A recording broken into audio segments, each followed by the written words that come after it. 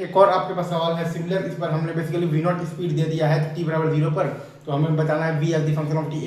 मतलब function of T, I बताना है current as the function of T और डियाबिलिटी as the function of T. Again वही डियाबिलिटी बराबर ई होगा हर टाइम पर, ई बराबर वीबीएल होगा हर टाइम पर, एफ बराबर आई एल बी होगा।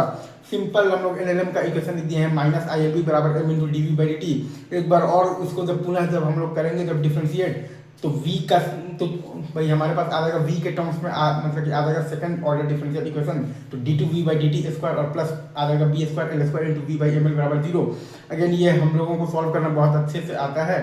तो ओमेगा बराबर आ जाएगा हमारे पास B L by under root of the M L, तो वी टी बराबर आ जाएगा V naught into cos of this, क्योंकि शुरू में वो मीन पोजिशन पर है क्योंकि वी मैक्सिमम है। तो क्योंकि इसके बाद अगर आप ध्यान देंगे तो v क्योंकि यहाँ पर मैक्सिमम है तो v not into cos omega T के हिसाब से आपने यहाँ पर तो लिख लिया है, ठीक है राइट। अच्छा अब D I by D T अगर आप लिखिएगा तो आपके पास आएगा e बाई एल, तो B L by L into आप लिखिएगा v आएगा आपके पास v not into cos of दी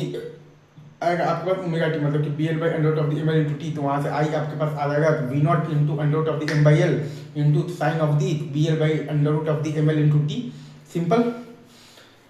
तो आई एज ए मतलब कि आपके पास आ गया है basically I as a function of T आ गया है, डियाबिलिटी as a function of T आ गया है, और V as a function of T आ गया है, और A as a function of T चाहिए तो D V by D T आ जाएगा, तो वो आ जाएगा आपके पास वी नॉट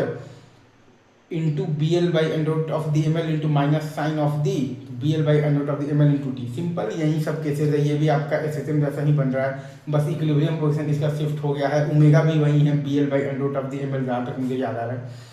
चलिए सर, क्योंकि कांस्टेंट फोर्स से आपका बेसिकली ना तो टाइम पीरियड बदलता है नहीं बदलता है, खाली उसका इक्विलिब्रियम पोजीशन शिफ्ट हो जाता है। इसके पहले वाले केस और ये केस में यही अंतर है कि इसका खाली इक्विलिब्रियम पोजीशन शिफ्ट हो गया है, तो टाइम पीरियड पर फ्रीक्वेंसी पर ओमेगा पर एंगुलर फ्रीक्वेंसी पर कोई फर्क नहीं पड़ेगा। ओमेगा पहले भी आप देखिएगा तो बी एल बाई अंडर,